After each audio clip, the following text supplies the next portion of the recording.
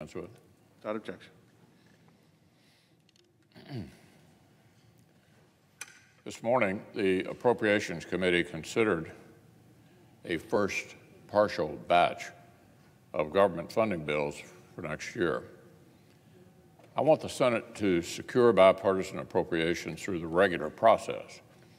I want us to fund the government in an orderly fashion, just like the successful Appropriations Committee work we saw throughout Republicans' recent years in the majority. We accomplished that because we built a truly bipartisan process. Importantly, it began at the beginning.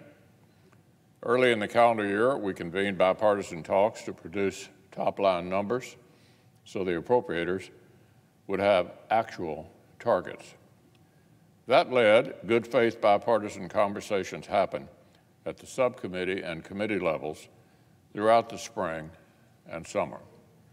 And we got results on a bipartisan basis. Unfortunately, this year, our Democratic colleagues haven't done anything like that.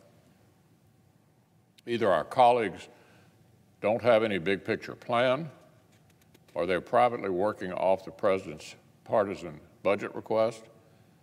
There's been no big picture bipartisan conversation. Democrats didn't even let the committee vote on top-line allocations, which normally happens at the start of a markup. Our colleagues' fixation on far-left shiny objects is distracting them from basic governance. They're more focused on ramming through another reckless inflationary taxing and spending spree than ensuring we avoid a stalemate over government funding. Now look, I understand and I appreciate that senators on both sides have worked hard to develop appropriation titles with a lot of good content. The problem is bigger picture.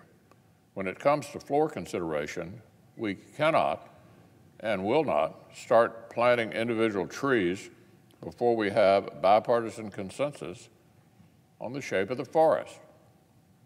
Here's what it will take to get a Senate appropriations process back on track. Two simple things.